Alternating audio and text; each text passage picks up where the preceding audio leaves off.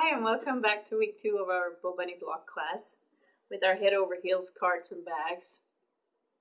So last week you learned how to make the box, and today we're going to go over how to make the flower on top.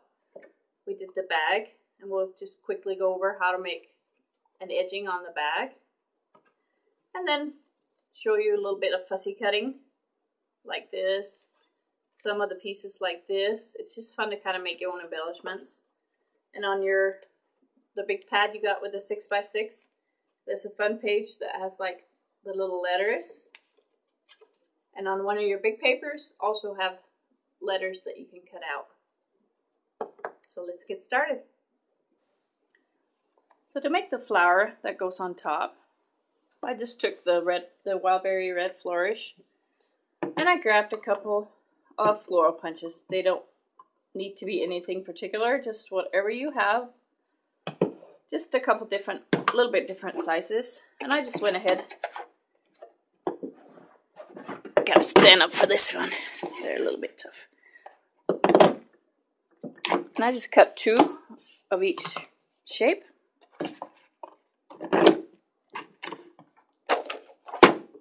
This one doesn't like to release. Okay. So just now I have 4 pieces, and you can layer as many as you want, bigger, smaller. Flower making is really just very versatile to what you have and what you like. And then I put it on my soft pad and just took the one that has the big ball on the end of my stylus. You can also find these in the clay tools in the craft stores. And just kind of start working and soften it up a little bit. You can also spritz with a little bit of water to make them work a little bit better. But I just like to work with them dry like this when they're this big. Littler ones are easier to work with when they're wet. And just kind of soften them up.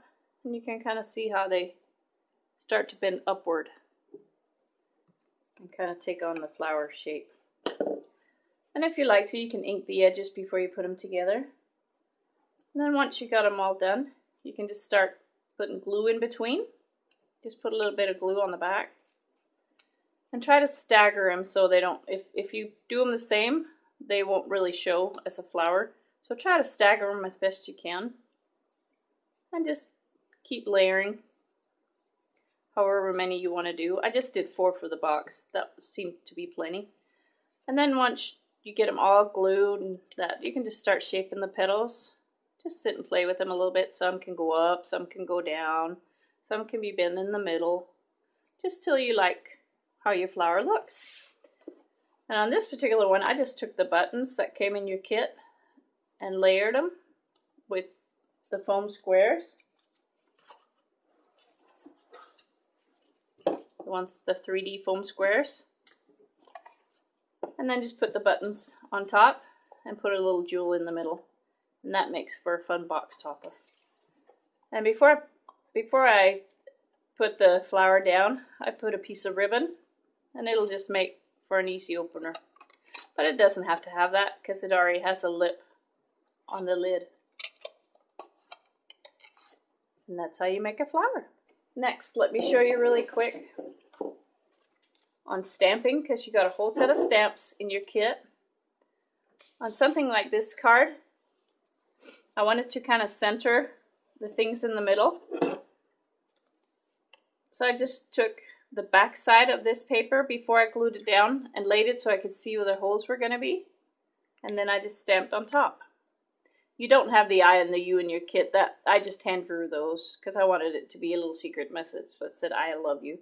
But you could do any of your stamps, or you can even handwrite stuff inside, and I did the little kisses on the side too.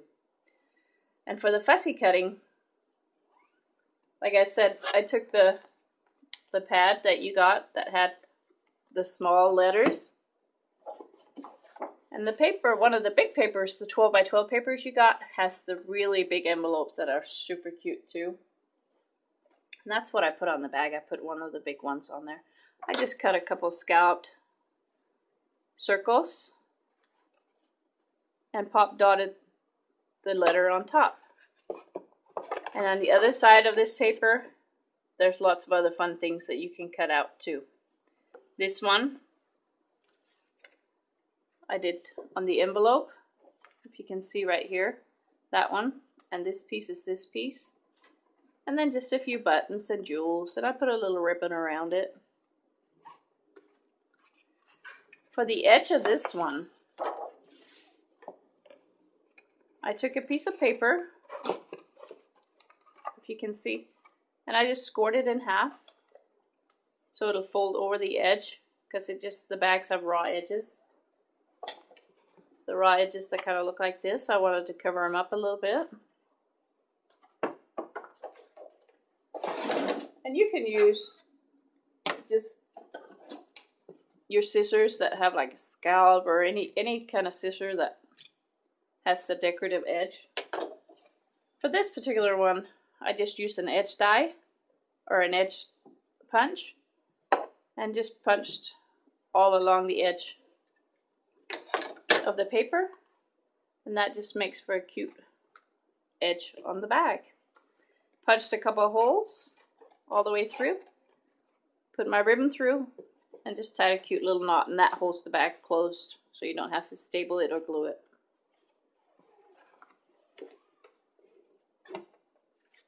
And for the easel card, it's just folded and it just comes up and sits like this. Again, we want to see what you can come up with and how creative you can get with making your cards or bags.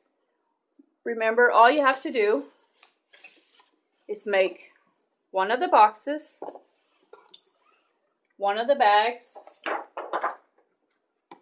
one of the pillow boxes, and then it'll be up to you using what is left over in your kit. You can make cards, you can make boxes, you can make bags, you can make something to hold a cookie, or anything fun that you can give away a little gift. And you only have to make 2 or 3 additional items. And that's for the challenge. On the last card, let me just show you real quick how that was put together, in case you want to kind of go from that idea. It was just one piece, a 6 by 12 piece cut, decorative edge, scored in 2 places, and just ribbon taped down, little hole punched, and it comes through. And then you have an envelope card that just opens up all in one. And this one also opens up like this. Guys, that's pretty much all you need to do. Is just have fun with it, decorate, and then you gotta go give it to somebody you love. So go have fun, get crafty, and remember to send it all in so you can win the big prize. See you next month, you guys.